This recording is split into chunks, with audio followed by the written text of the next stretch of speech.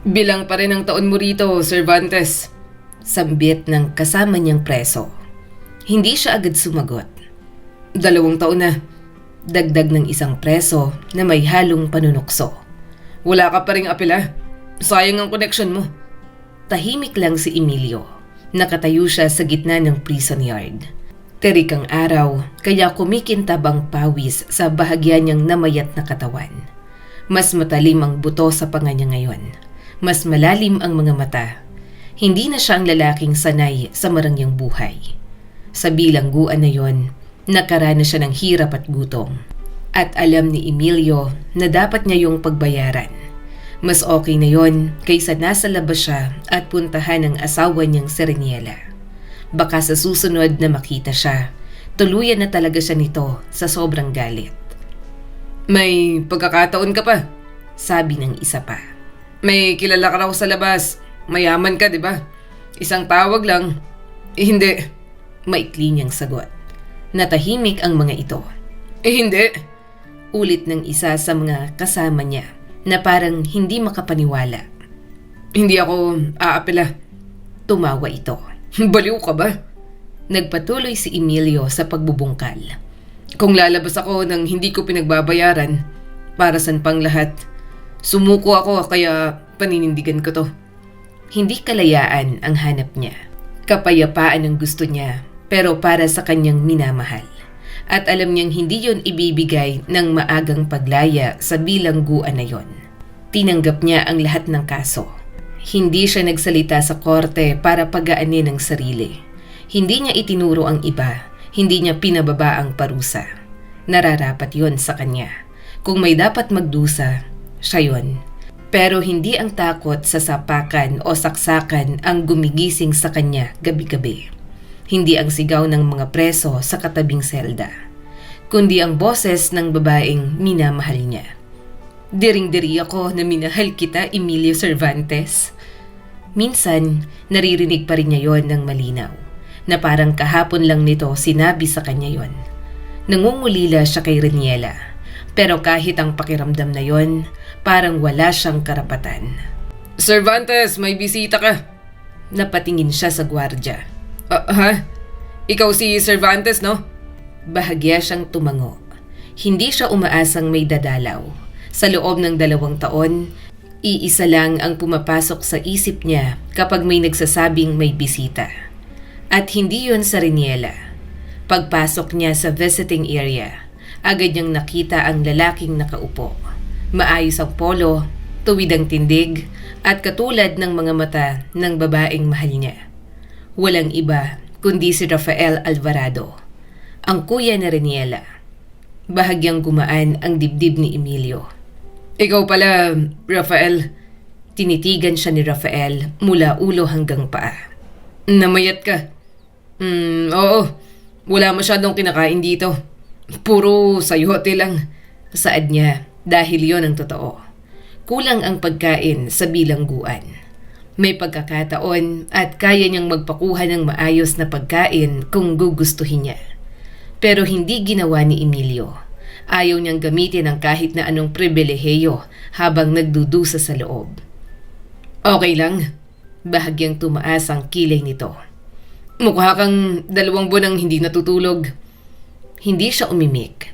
Hindi niya sasabihin na wala naman talagang maayos na tulugan sa bilangguan. Hindi ka pa rin nag-aapela, diretsong sabi ni Rafael. May paraan para mabawasan ang sentensya mo. Napabuntong hininga siya. Alam ko pero ayoko. Napabuntong hininga si Rafael. Matigas ka pa rin. Hindi mo ba gustong makita si Reniela at Lorenzo? Agad na nikip ang kanyang dibdib.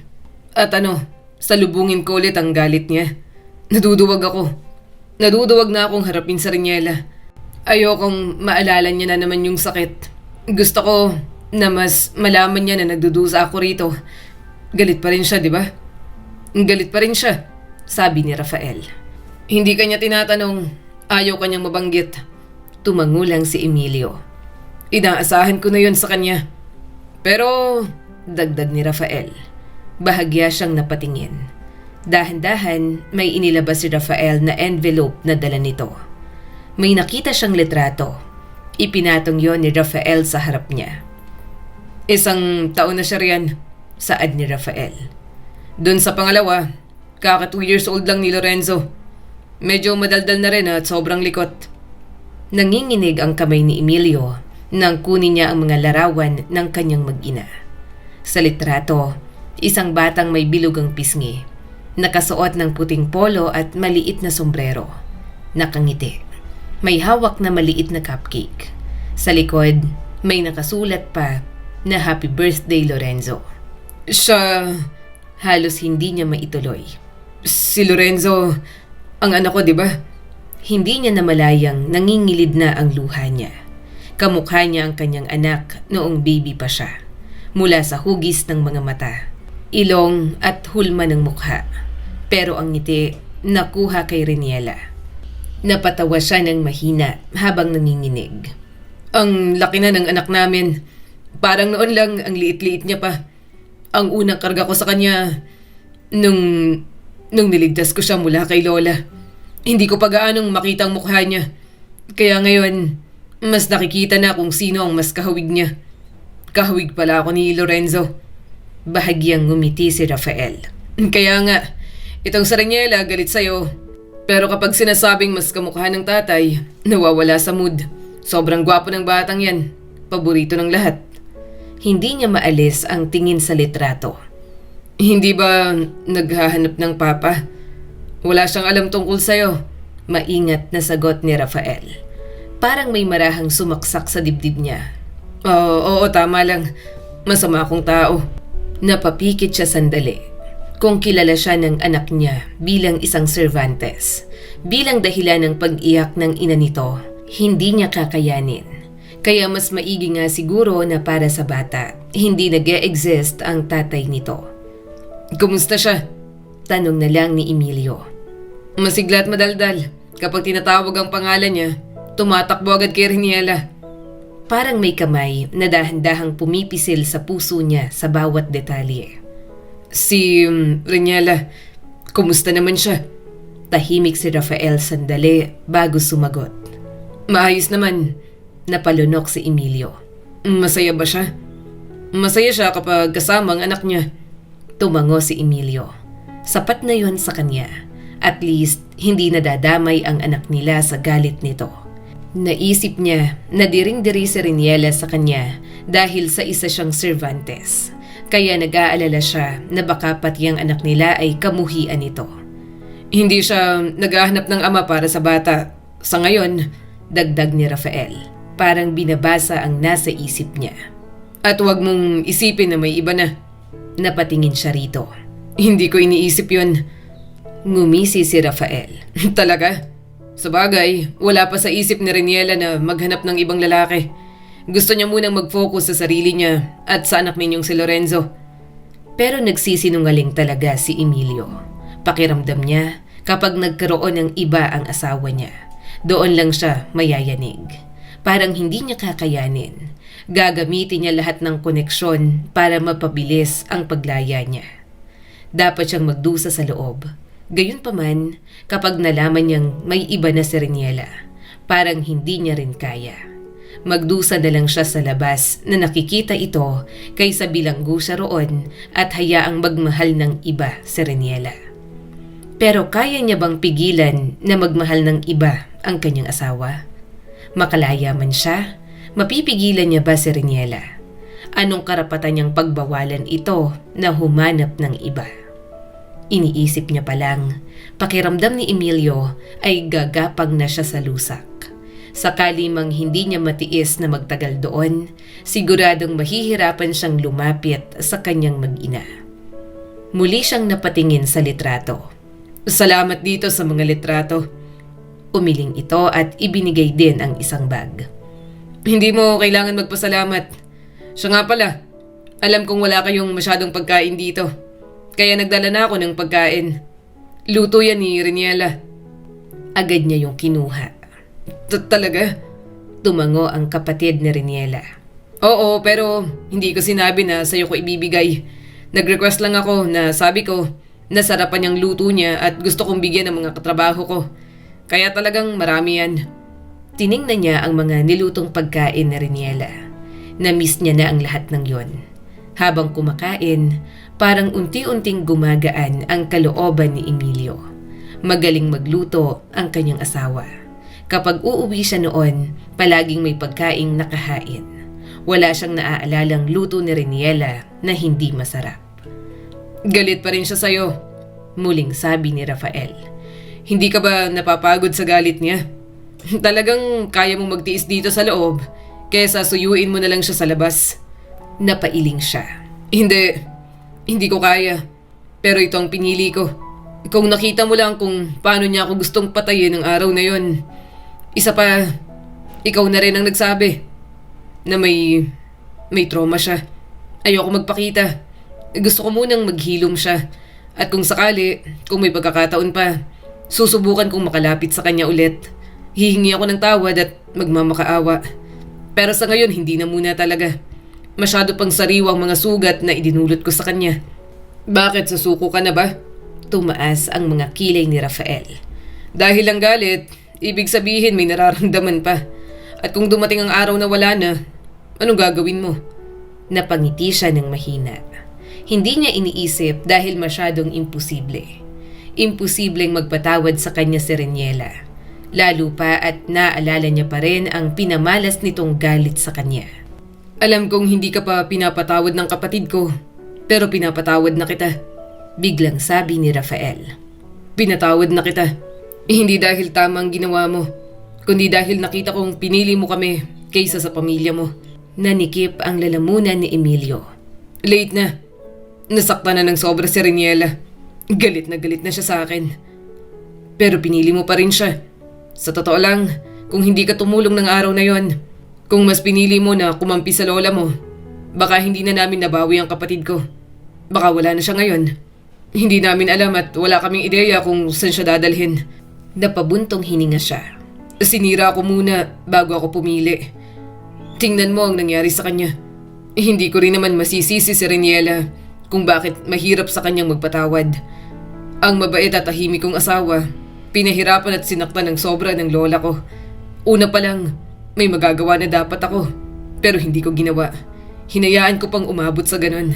Kaya ramdam at nauunawaan ko ang galit niya sa akin. Hindi ako humihingi ng kapatawaran kay Reniela. Tipid na ngumiti si Rafael.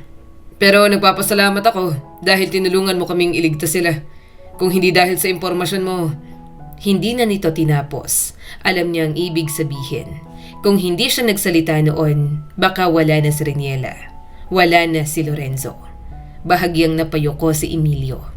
Mahal ko ang asawa at anak ko. Kapag namatay sila, mamamatay din ako, Rafael. Tahimik siyang tinitigan ni Rafael. May bala ka bang guluhin ang buhay niya kapag nakalabas ka? Mariin siyang umiling. Hindi. Tumawa ang kapatid ni Reniela. Hindi mo siya pipilitin. Hindi mo kukunin ang anak mo. Napapikit siya. Ipaglalaban ko siya kung kinakailangan. Pero hindi laban kay Reniela. Gusto ko lang ng kaunting karapatan. Gusto ko lang silang makita kahit mula sa malayo lang. Iniisip ko na darating ang araw na lalabas ako rito. At kahit galit siya habang buhay, hihintayin ko. Pinagmasdan siya ni Rafael. Parang sinusukat ang katapatan niya. Bakit? Bakit hindi ka nalang bumuo ng panibagong buhay? Dahan-dahan siyang napangiti. Dahil wala na akong ibang buhay kung hindi lang si Reniela. Marami pa namang babae sa mundo. Nang sabihin nito yon, pakiramdam niya ay wala na talagang chance na patawarin pa siya ni Reniela. Tipong parang sobrang labo, kaya dapat ay maghanap na lamang siya ng iba. Si Reniela pa rin ang pipiliin ko. Siya lang. Mahinang sagot ni Rafael. Hindi ko siya mamadaliin. Hindi ko siya kukulitin. Hindi ko sisirain ang kapayapaan niya. Pero kung may 1% na pagkakataon na balang araw makita niya kung hindi na Cervantes, hindi mo mabubura ang apelido mo, sabi ni Rafael. Hindi ko kailangan burahin, sabi niya rito. Kailangan ko lang patunayan na hindi ako katulad nila. Saglit na nagtagpo ang mga mata nila ni Rafael. Siguro ay narinig naman ito kung paanong dering-deri sa kanya si Reniela nang malaman nito na isa siyang Cervantes. Bago tuluyang umalis, tumigil si Rafael. Hindi ko ipinapangako na dadalhin ko siya rito. Pero dadalaw ako at palaging babalitaan tungkol sa kanila. Bahagya siyang napangiti. Sapat na yun sa akin. Salamat. Naiwan siyang mag-isa sa mesa. Hawak ang mga litrato at ang mga pagkaing luto ni Reniela. Hinaplos niya ang mga larawan gamit ang daliri. Lorenzo. At sa unang pagkakataon, pagkatapos ng 2 taon, bahagyang gumaan ang kalooban niya. Hindi nabawasan ang sentensya. Wala pang pag-asang makalaya agad. Pero sa kaalamang kahit galit pa rin sa Reniela, buhay ang mga ito at nakukuha pang maging masaya. At balang araw, kahit mula sa malayo, makikita niya ang kanyang mag-ina. Hihintayin niya ang araw na yon kahit abutin ng buong buhay niya. Cervantes, sumali ka sa amin. Mas madali ang buhay dito kapag may grupo ka. Sambit ng isang preso. Hindi siya tumingin. Narinig mo ba ako? Hindi ako interesado. Mahinahon niyang sagot habang patuloy sa pagpupush up sa sementadong sahig ng yard. Hindi ka tatagal dito ng mag-isa. Tumigil siya sandali. Tumayo at tiningnan ang lalaking nagsalita. Kaya ko. Umiling ang preso at naglakad palayo. Baliw. Sanay na siya sa salitang yon. Alam niya namang gusto lang siyang isali sa grupo ng mga ito. Malakas siya at kahit namamayat na doon, hindi maitatago na talagang may sports siya noon. Pero hindi niya yon gagamitin para makipag-away at sumali sa mga away ng mga gang. Lumipas ang mga taon nang hindi niya namamalayan. Tahimik lang siya, disiplinado. May bisita ka na naman, Cervantes. Pagpasok niya sa visiting area, naroon na naman si Rafael Alvarado. Mas bihira ang pagdalaw nito ngayon pero hindi tuluyang nawala. Umupo siya at may kaunting pananabik. Kamusta ka? Bungad ni Rafael. Ayos lang. Bahagya siyang umiti. Hindi naman ako naghahanap ng saya rito. May nangyari ba? May gusto akong sabihin sa'yo, sabi nito. Tahimik siyang naghintay. May manliligaw na si Reniela. Parang hindi agad pumasok sa tenga niya ang mga salitang yon. Anong may lalaking nag-aalok ng kasal? Hindi siya nakahinga ng maayos. Sigurado ka? Tinatanggap ba niya? Hindi pa. Hindi pa. Paulit-ulit na umalingaw-ngaw yon sa isip niya. Pero pinag-iisipan niya, dugtong ni Rafael. Napatingin siya sa mesa. May karapatan siyang maghanap ng iba. May karapatan siyang maging masaya. May karapatan siyang humanap ng lalaking hindi preso at walang atraso sa kanya. Pero ayoko. Hindi ko kaya. Galit pa rin ba siya? Hindi namin alam. Hindi ka naman nababanggit sa bahay. Pero kung galit ba ang kapatid ko, hindi na kasing init ng dati. Kung ganun, parang wala na lang ako. Napalunok siya dahil parang mas masakit niya. Si Lorenzo, pilit niyang tanong. 6 na taon na. 6 na taon ng buhay na hindi niya nasaksihan. Miss na miss niya na ang kanyang anak. Hindi pa rin niya alam. Maingat niyang tanong. Alam niya na may ama siya, sagot ni Rafael. Pero hindi niya kilala. Napapikit si Emilio. Anong sinasabi ni Reniela? Na malayo ka, na may mga pagkakamali ang mga matatanda. Bumuga siya ng hangin. Hindi niya ako sinisiraan. Emilio, pinalaki ni Reniela ang anak ninyong masayahin at walang bahid ng nakaraan. Kaya mas pipiliin niyang itago ang galit niya sa'yo kaysa malaman pa ng anak ninyo. Natulala na lamang si Emilio. Kung magpapakasal siya, aalagaan ba ng lalaki ang anak ko? Hindi ko alam. Wala pa tayo dyan. Nagbabalak pa lang naman ang kapatid ko. Pero nakikita ko may mga pagdududa pa sa desisyon niya. Saka parang wala lang talaga yun para kay Reniela. Bigla niyang naisip, hindi dahil nagmamahal na siya muli, kundi dahil iniisip niyang deserve ni Lorenzo ng buo at maayos na pamilya. Kumuyom ang kamao niya. Gusto niya pala ng buong pamilya. Bakit hindi na lang ako? Hindi ko hahayaang mangyaring maghahanap siya ng iba.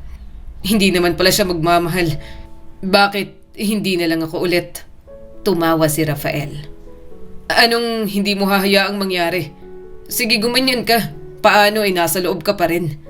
Parang may malamig na tubig na ibinuhos sa kanya. Nasa loob pa rin siya. Ang haba pa ng sentensya niya. 6 na taon pa lang ang lumilipas. May paraan para mapabilis. Maingat na sabi ni Rafael. May legal team na handang tumulong. Alam mo yan sa sarili mo. Pero hindi mo ginagawa dahil gusto mong iduyan ang galit ng kapatid ko. Pero mas maigi siguro na harapin mo na siya. Harapin yung dalawa ang galit niya sa'yo para pareho kayong makausad. Umiling siya kaagad. At makamove on siya sa akin. Parang mas pipiliin ko pang galit siya. Basta may nararamdaman ang kapatid mo sa akin. Sige at gagawin ko ang lahat para makalabas dito. Gagalitin ko si Reniela araw-araw para sa akin siya mag-focus at hindi niya maisip na magpakasal sa iba. Saka anong kasal? Sa akin siya. Ako ang asawa niya. Ngumisi si Rafael. Baka nakakalimutan mo na. Nagpakasal kayo bilang Villanueva at Valderrama. Alvarado na siya ngayon at Cervantes ka. Kayang-kaya na rin sa connection yon. Mas lalong nainis si Emilio. Lalabas na talaga ako rito. Doon niya na lang ako parusahan sa labas. Tumawa ang kapatid na Reniela. Si Lorenzo, lumalaki siya na walang ama. At kung magpakasal si Reniela, baka tuluyan ka nang mawala sa buhay niya. Hindi niya deserve na mawala ng pagkakataong makilala ang tunay niyang ama. Sa loob ng maraming taon, naniwala siyang kailangan niyang magdusa. Na ang bawat araw sa bilangguan ay bahagi ng pagbabayad sa kasalanan niya sa mga Alvarado. Na kapag lumabas siya, saka pa lang siya magiging karapat-dapat humarap. Pero paano kung sa pagkaantala niya, tuluyan na siyang maunahan ng mundo? Hindi ko siya pipilitin, bulong ni Emilio. Kung ayaw niya sa akin, hanggang doon lang. Hindi na ako maghahangad pa. Basta hayaan niya lang ako sa buhay ng anak namin. Pero hindi ko maipapangako na hindi ako manggugulo. Kasi kahit magalit siya ng sobra, hindi ko hahayaang maikasal siya sa iba. Ako lang dapat. Tinawanan na lang siya ni Rafael. Ilang buwan pa ang lumipas, bawat gabi, naririnig niya sa isip ang sinabi ni Rafael. Gusto nang magkaroon ng ibang asawa ni Reniela. Hindi siya nakatulog. Mabuti at tinutulungan siya ni Rafael na makalaya. Hanggang sa dumating ang 7 taon. Cervantes, mag-impake ka na. May release order ka na. Hindi siya nakagalaw agad. 7 taon na siyang nandoon at ngayon muli siyang makakalaya. Tahimik siyang nag-impake ng kakaunti niyang gamit. Paglabas niya sa main gate, nasilaw siya sa araw. Parang ibang liwanag ang nakita niya. Ibang hangin at malaya na ang pakiramdam. 7 taon, sabi ni Rafael. Kinaya mo sa loob ng ganoon katagal para lang intindihin ang galit ng kapatid ko. Napabuntong hininga si Emilio. Hinayaan ko rin ang sarili ko sa loob para pagbayaran ng pagiging Cervantes ko at ang kasamaan ng buong angkan ko. Kaya kahit hindi ko nakita si Reniela, kahit hindi ko nakasama ang anak ko, magaan pa rin sa akin kasi pinagbayaran ko na ang mga kasalanan yon. Handa ka na? Tanong ni Rafael. Huminga siya ng malalim. Hindi niya alam kung handa na siya. Pero muli niya pa rin nahaharapin ang kanyang mag-ina na umiikot ang mundo kahit wala siya. Nasaan sila? Mahina niyang tanong. Nasa Punta Guarda. Tumango siya. 7 taon siyang naghintay. Kaya niyang maghintay pa. Pero ngayon, may pagkakataon na siyang makita ang mga ito.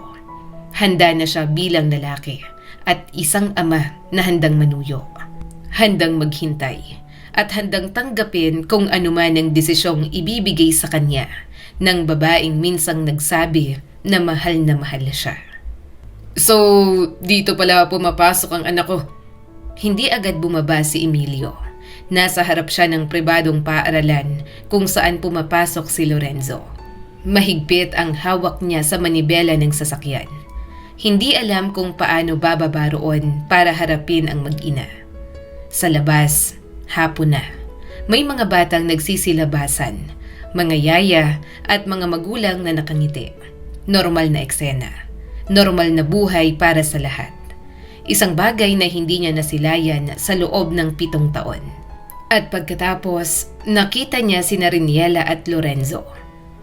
"Anak, dadaan tayo sa mall, okay? May bibilhin lang ako," saad ni Riniela. Tumangon naman si Lorenzo. "Opo, mama." Nakatayo si Riniela sa may gilid ng gate. Nakasuot ng simpleng blouse at slacks. Mahaba at bagsak na bagsak ang buhok. "Salamat naman at maayos na siya pagkatapos ng 7 taon.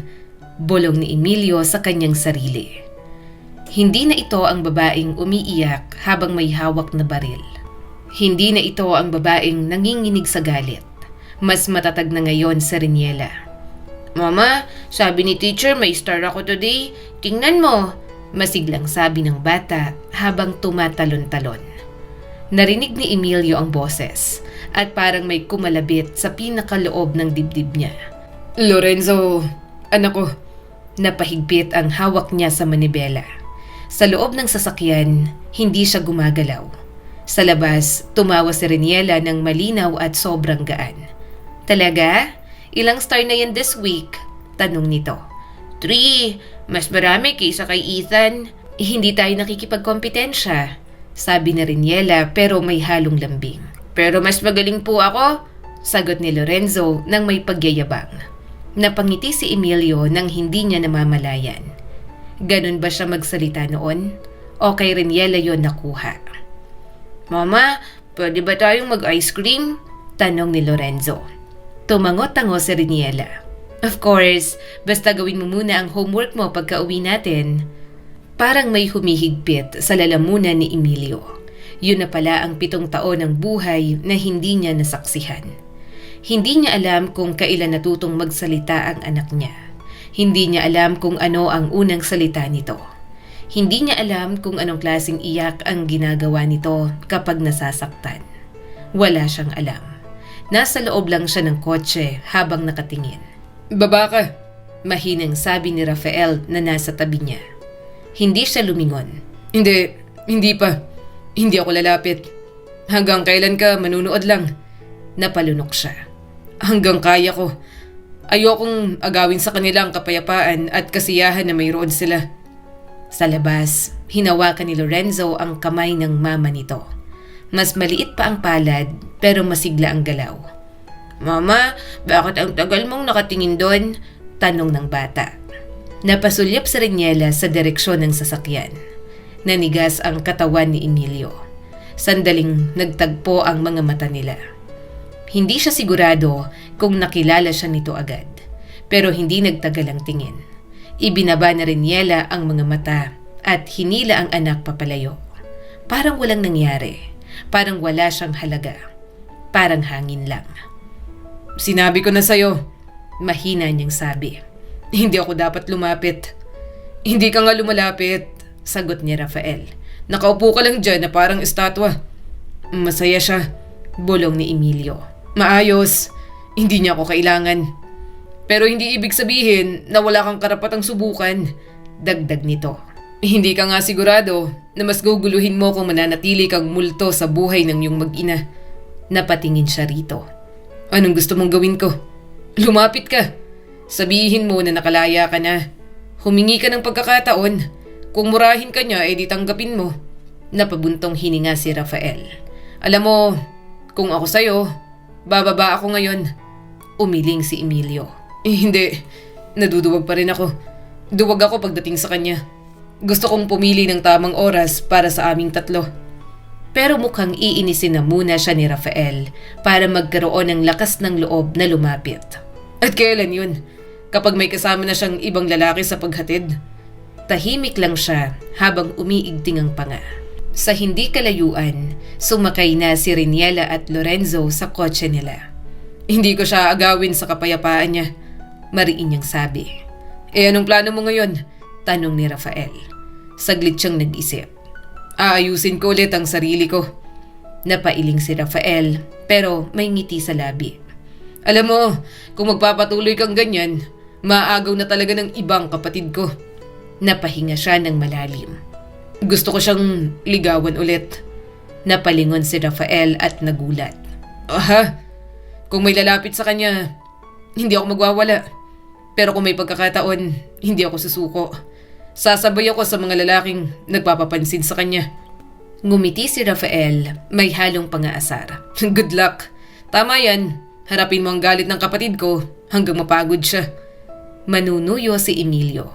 Alam niyang kasama na roon ang ipakita muli kung gaano niya kamahal si Reniela. At sa pagkakataong yon, magiging totoo na siya. Wala nang pagpapanggap, lahat ng ipapakita niya ay puro katotohanan. Kinabukasan, muling nag-abang si Emilio sa school. Hindi na naman niya alam kung paano lalapit. Hindi naman pwedeng palagi niyang istorbohin si Rafael.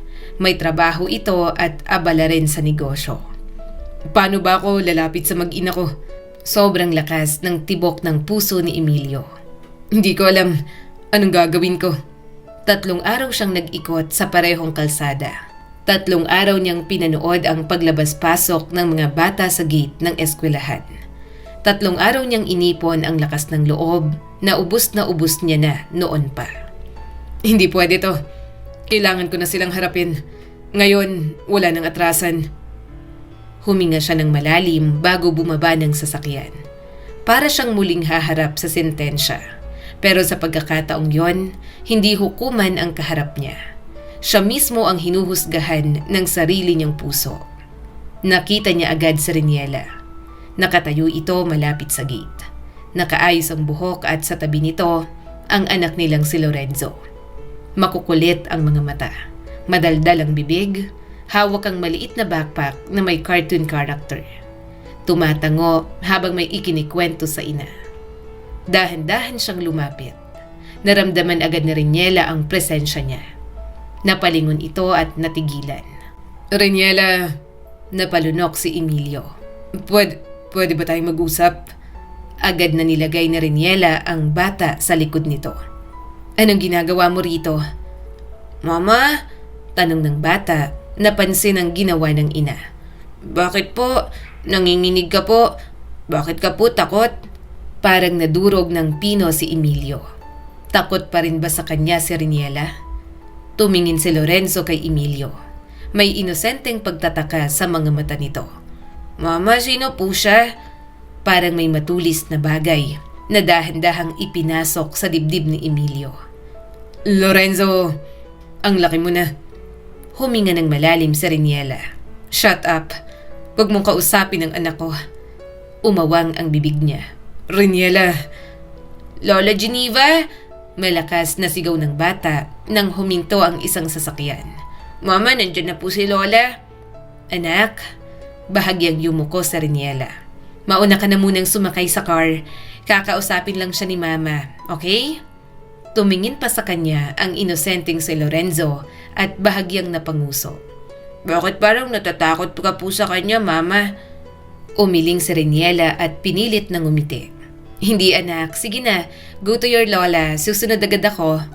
Sumunod naman agad si Lorenzo. Sinalubong ito ni Geneva at pinasakay sa loob. Sumunod ang tingin ni Emilio sa bata. Kung pwede lang na siya ng araw-araw magsundo. Gusto niyang maranasan at makita na masalubong ng anak niya sa masayang paraan. Sinabi sa akin ni Rafael na nakalaya ka na. Totoo nga, saad ni Geneva sa kanya. Tumango si Emilio. Nakita kita ulit, Tita Geneva. Pasensya na po ulit sa ginawa ng pamilya ko, sa buong pamilya ninyo. Tumaas ang mga kilay nito. Oo, napatawad na kita. Ginamit ka lang ni Salve. Bata ka lang noon at pinalaking may galit sa pamilya namin. Pero sa bandang huli naman, pinili mo ang tama, kaya absuelto ka na. Gumaan ang kalooban ni Emilio. Masaya siyang napatawad na siya ni Geneva at Rafael. Yun nga lang, talagang si Reniela ang mahirap magpatawad sa kanya. Naiintindihan niya yon, dahil ito naman ang nilapitan niya para maghigante. Ito ang ginawa niya ng mali. Siya ang nagkaroon ng maling intensyon kay Reniela mula sa simula. Iniisip niya rin ang sakit ng lahat ng dinanas nito nang ipadukot ni Doña Salve. Kapapanganak lang ni Reniela pagkatapos ay pinahirapan ng ganoon. Nang makita niya ito sa kalunos-lunos na sitwasyon, parang gusto niya nang pasabugin ang lugar na yon para maglaho na lahat ng nagpahirap sa asawa niya. Ano bang ginagawa mo rito? Malamig na tanong na Reniela nang makasakay sa sasakyan ang maglola. Pwede ba kitang makausap kahit saglit? Ang anak natin, pwede ko ba siyang makausap?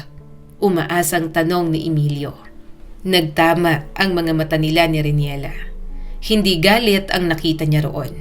Lamig at pagiging sarado lang para sa kanya. Ayoko. Umiwas ito ng tingin. Huwag mo na kaming guluhin. Wala na tayo at hindi ka rin naman kilala ng anak natin. Napabuntong hininga siya. Gusto kong magpakilala. Magpapakilala ako sa anak natin kung papayagan mo ko. Hindi naman siya naghahanap ng ama.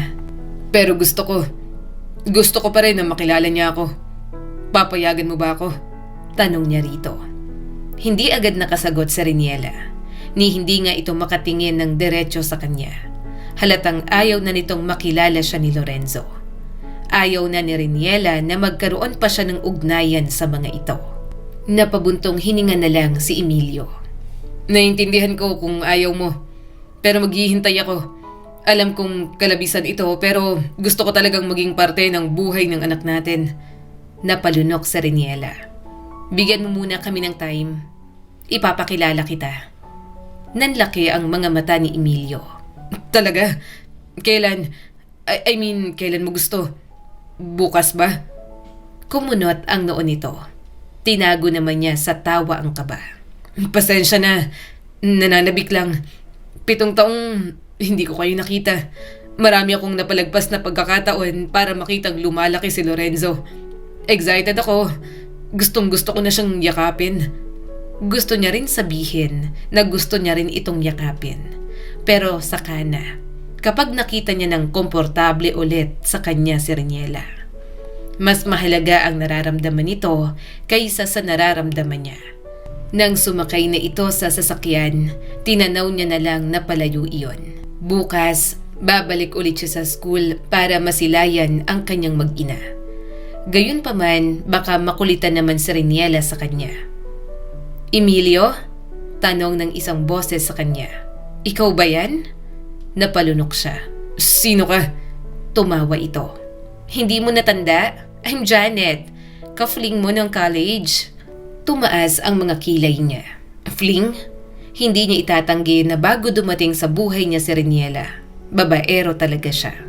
Hindi siya nagkaroon ng girlfriend pero may mga babae siyang nakalandian. Anong ginagawa mo rito? Anak ako ng may-ari ng school na to. Don't tell me may anak kang sinusundo. Medyo gulat nitong tanong. Tumango si Emilio. May anak ako nag-aaral dito. Sinundo ng mama niya. Oh! Ngumisi si Janet. Co-parenting. Sabagay, hindi ka naman talagang lalaking mahilig sa commitments. Maybe, you're still up for fling? Gusto mong mag-check-in sa hotel? You know, gaya ng dati. Pero wala siyang pakialam sa offer nito. Sa iba tumatakbo ang utak niya. Gusto ni Emilio na mapalapit kahit kay Lorenzo lang. Nakikita niyang hindi pa komportable si Reniela sa kanya. Kaya siya ang gagawa ng tulay para sa kanilang dalawa ng anak niya. May trabaho ba akong pwede dyan? Tanong na lang niya kay Janet. Ha? Bahagyang nagulat si Janet. Meron naman. Ano bang gusto mo? Sa office? Pero bakit kailangan mo? I know, you're into sports and your own business, right? Bigla ka nalang nawala after years. Walang nakakaalam kung nasan ka. Anong nangyari? Umiling si Emilio. Naging busy lang. Iniisip ko kung may trabaho kang pwede sa akin. Ayoko sa office. Gusto ko sana trabaho na mapapalapit ako sa mga bata. Umawang ang bibig nito. Aha? Well, pwede namang teacher. Pero kaya mo ba yon? Janitor, guard. Sila lang naman ang madalas nakakasalamuhan ng mga bata rito. Janitor? Muli siyang tumingin dito. Sa pagiging janitor, makakaikot ako sa mga corridor, di ba? Well, yes. Pero nagtataka pa rin si Janet. Pero seryoso ka ba? Gusto mong maging janitor? Oo, babantayan ko ang anak ko. Dito siya nag-aaral. Nagtataka man si Janet. Pinagbigyan pa rin ito ang gusto niya. Hindi pa siya kailanman naging janitor sa buong buhay niya. Pero marunong naman siyang maglinis. Kung yun ang paraan para mapalapit siya sa kanyang anak, papasukin niya ang trabahong yon. Suot niya ang simpleng uniforme na kulay asul na polo. Humawak siya sa walis at map na parang unang beses niyang hahawak ng ganoon. "Iho, bago ka?" tanong ng matandang janitor na si Mang Lito. "Opo," magalang niyang sagot. "Substitute lang po muna. Si Janet ang nagpasok sa akin." Oo. Ikaw yung sinasabi ni Ma'am Janet na kaibigan niya. Nabuti yan, kulang kami sa tao. Ikaw sa grade 2 hallway." Nanikip ang dibdib niya. Grade 2. Sinabi sa kanya ni Rafael kung anong grade na ni Lorenzo. Kaya alam na alam niya yon. "Okay po," mahinahon niyang sagot. Pero ang tibok ng puso niya parang tatakbo sa labas ng dibdib niya. Habang naglilinis si Emilio ng hallway, naririnig niya ang ingay ng mga bata. At pagkatapos, narinig niyang isang boses na parang matagal na niyang kilala kahit 7 taon siyang wala. "Ma'am, ako po ulit ang magbabasa." Napatingin siya sa bukas na bintana ng classroom. Nandoon si Lorenzo, nakatayo sa harap, may hawak na libro. Tuwang-tuwa habang nagbabasa ng malakas. Mali-mali ang bigkas sa ilang salita pero puno ng kumpiyansa. Napangiti si Emilio. Ang bibo nga niya talaga. Hindi niya namalayan, natigil ang pagwawalis niya. "Kuya?" tawag ng isang bata sa likod niya. "Madumi pa po dito?" Oo. Bumalik siya sa realidad. Pero paminsan-minsan, sumisilip pa rin siya sa bintana. Nakikita niyang masayahin ang anak niya. Palakaibigan, madaldal, mahilig magtaas ng kamay. Hindi ito mukhang may kulang sa buhay. Hindi ito mukhang naghahanap. At doon siya bahagyang nasaktan. "Okay lang," bulong niya sa sarili. "Mas mahalaga na masaya siya. Napalaki na rin Yela na puno ng pagmamahal ang anak namin." Nang dumating ang recess, nasa gilid siya ng koridor. Nagpupunas ng rehas nang maramdaman niyang may nakatitig sa kanya. Paglingon ni Emilio, nakita niya si Lorenzo. Nakatayo ito ilang hakbang ang layo. May hawak na baon at nakakunot ang noo sa kanya. "Ikaw?" Maingat na tawag nito. Lumuhod si Emilio para magpantay ang taas nila. "Hi." "Ikaw po ang kahapon, di ba? Yung lumapit po sa amin ni Mama?" Napalunok si Lorenzo. Oo. Natatandaan mo pa pala ako." "Ikaw po ang tagalinis dito sa school. Bakit ka po nakatingin sa classroom namin kanina?" Napangiti siya ng bahagya. "May hinahanap lang ako." "Anong hinahanap mo?" Saglit siyang natahimik. "Isang mabait na bata." Naningkit ang mata ni Lorenzo. Tapos nakita ko siya. Siya palang pinakamadaldal sa klase. Napanguso ang bata. "Ako yun, no?" Tumawa siya ng mahina. "Ikaw nga." Tahimik silang dalawa sandali. Tinitigan siya ni Lorenzo na parang may hinahanap. Pabago-bago ang ekspresyon nito. Nag-iisip yata sa presensya niya. "Kilala mo po ba si Tito Rafael?" Tanong ng bata. Tipid siyang napangiti. Oo. Friends kami ng tito mo." Tumango si Lorenzo pero halatang may duda pa rin. "Ano pong pangalan mo?" "Emilio." Umawang ang bibig nito. "Parang narinig ko na po yan." Nanikip ang dibdib niya. "San mo narinig?" "Kasi minsan, nabanggit po yata ni Tito Rafael." Bigla itong tumigil. "Ay, wala po." Hindi siya nagpumilit. Naiintindihan niyang iniiwasan siyang pag-usapan ng mga Alvarado. At sa kagustuhan na rin naman yon ni Riniela. "Pwede ba tayong maging friends?" Dahan-dahan niyang tanong. Napakunot ang noo ng bata. "Friends? Matanda ka na po." "Pwede pa rin namang maging friends, Lorenzo. Kahit bata ka at matanda na ako." Nag-isip saglit si Lorenzo. Natutuwa siyang pagmasdan ito. Gustong-gusto niya na itong yakapin pero natatakot siya na baka matakot ito. Kaya nagtiyaga na lamang siya sa pagtitig dito kahit pa nararamdaman ni Emilio ang paninikip ng dibdib. "Friends ba kayo ni Mama?" Tanong pa ng bata. Mukhang may biglang naalala. Hindi agad siya nakasagot. Naalala niya kung paano sila nagsimula noon na Riniela. Nagsimula sila sa pagkakaibigan at aaminin niyang lahat ng yon ay peke sa simula. Subalit habang tumatagal, nakasama niya noon sa Reniela. Nahulog na lang din talaga siya sa sarili niyang patibong. Dati, mahinahon niyang sagot.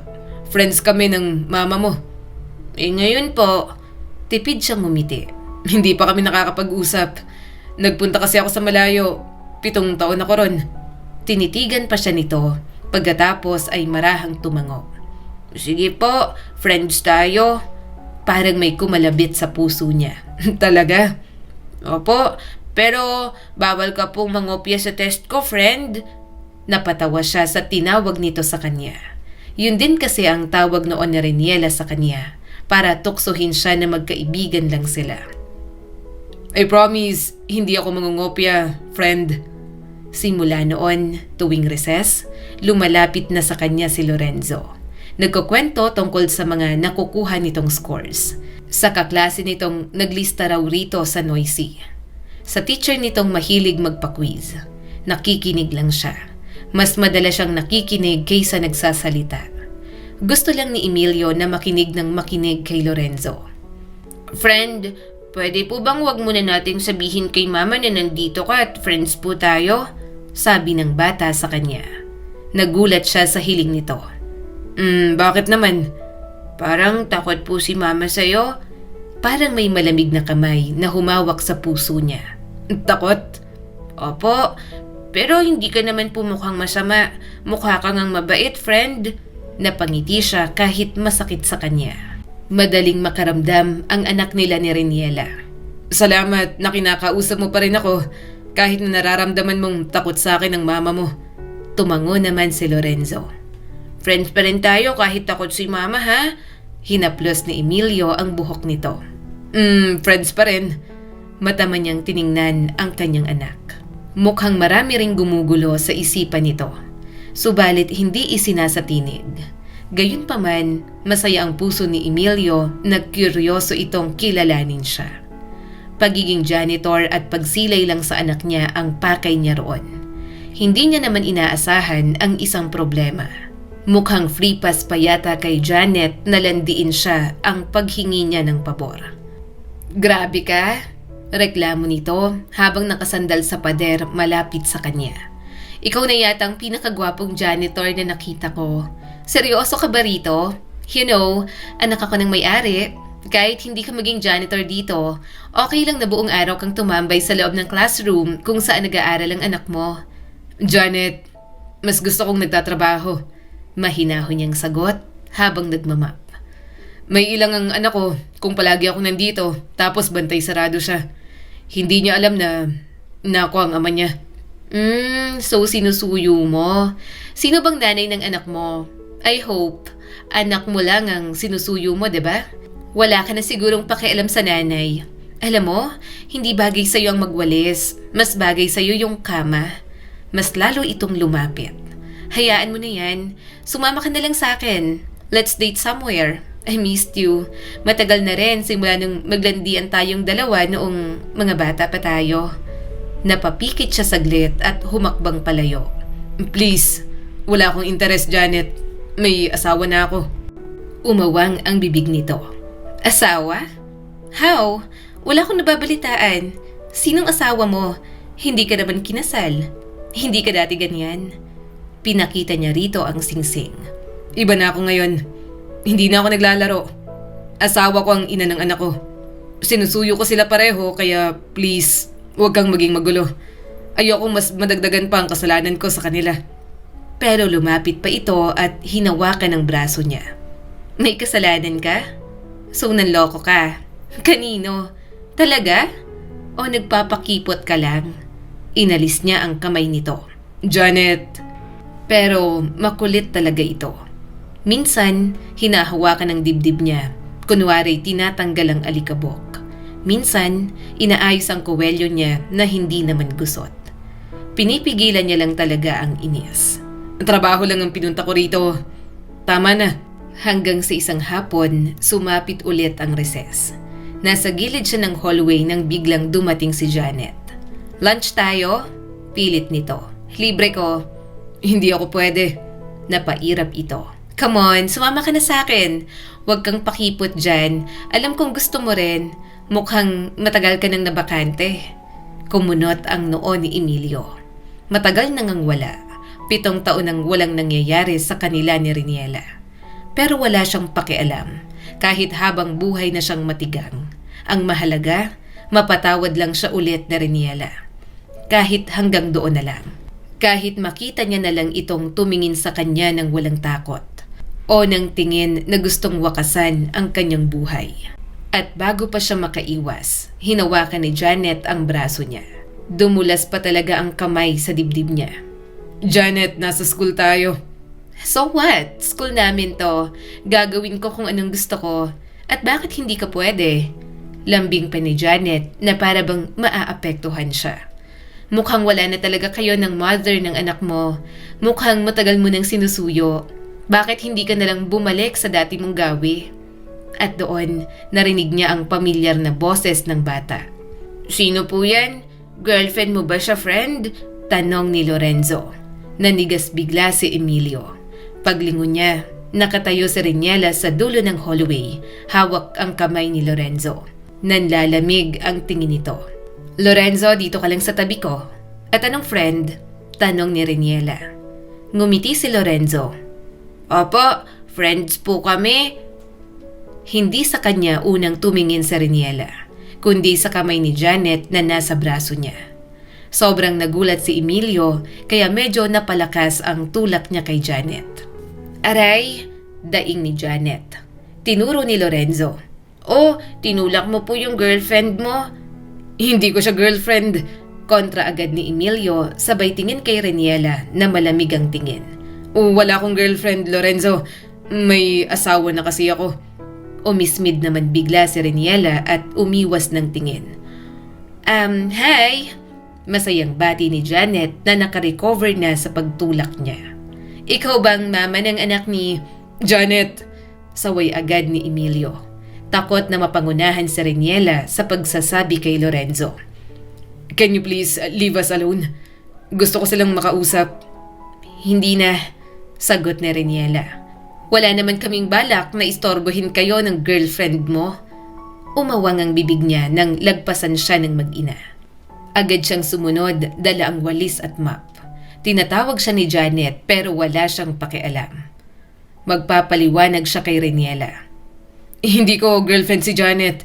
Wala akong kahit na sinong girlfriend. Wala akong kabit. Saglit na sumulyap sa kanya sa Riniela. Pagkatapos nitong ihatid sa classroom ang bata. Kabit?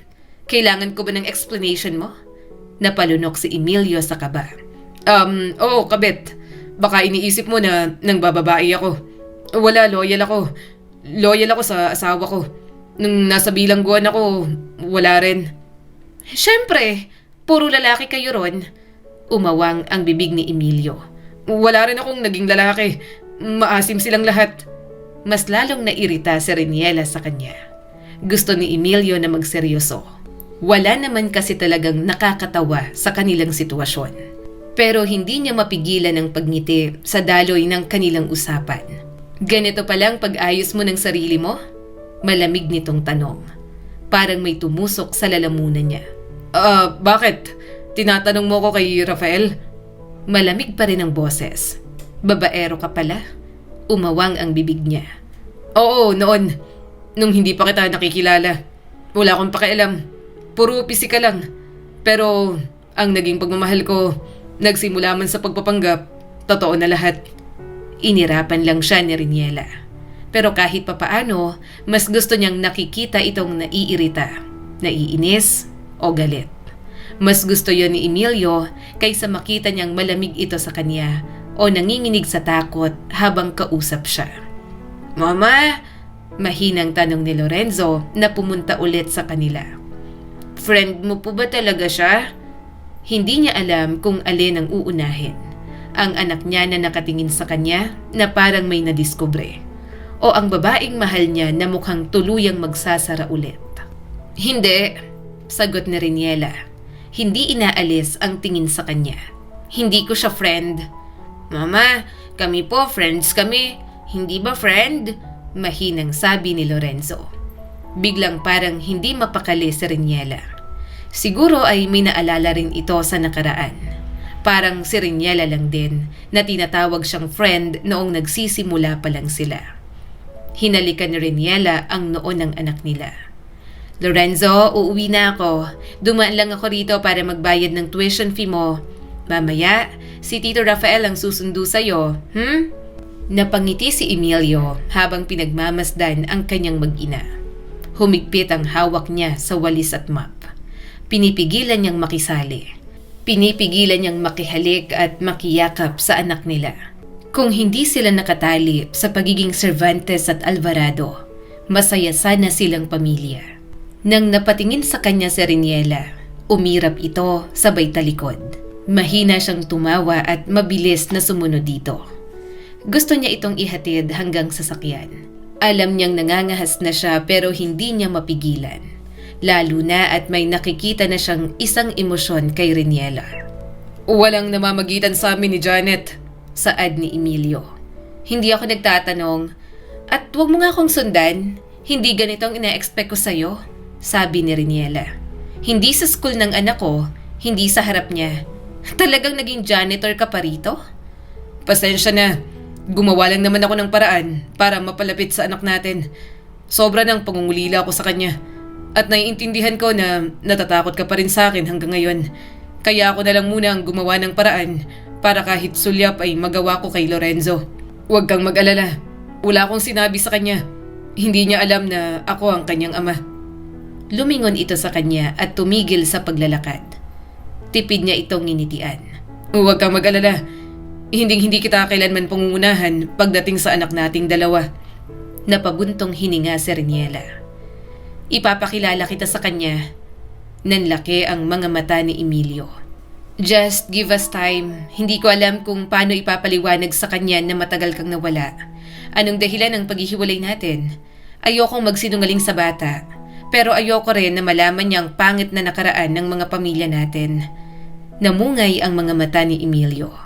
Kahit siya, hindi niya rin gugustuhin na malaman yon ni Lorenzo. Hindi yun kakayanin ng batang isip nito. Lalo na ang katotohanan na muntik nang matapos ang buhay nito sa piling ng kanyang lola na si Salve. Huwag kang mag-alala. Handa naman ako maghintay. Kaya ko yun. Kayang-kaya. Malambing na sabi ni Emilio. Tiningnan siya nito mula ulo hanggang paa. At tigilan mo na rin ang pagiging janitor mo rito.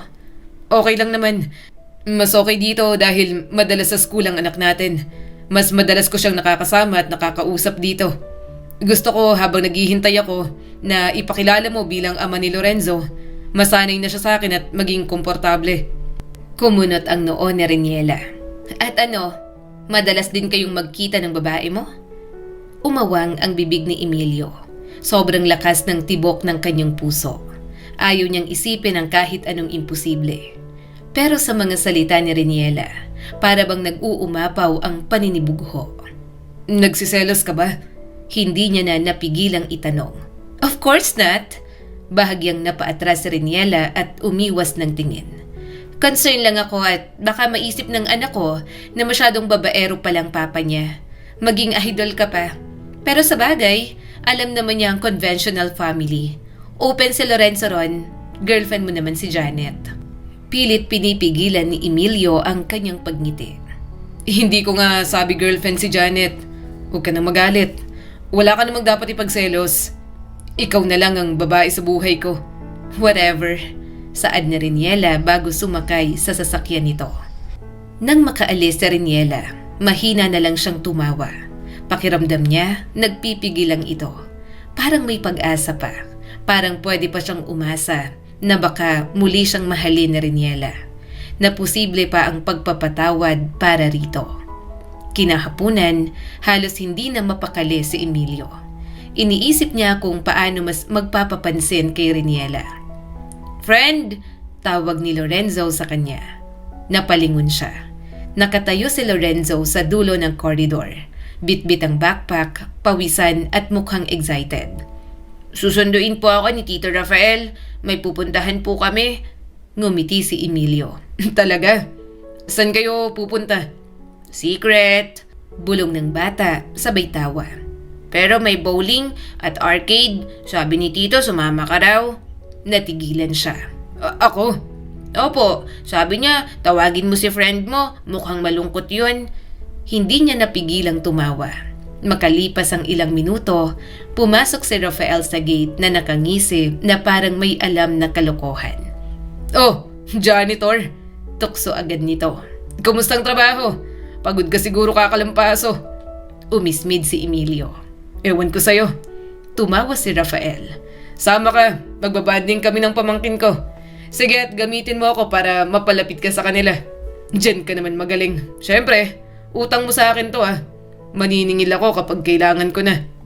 Wala namang problema sa kanya. Ilang taon na niyang kaibigan si Rafael. Mabuti nga at naging kaibigan niya ito.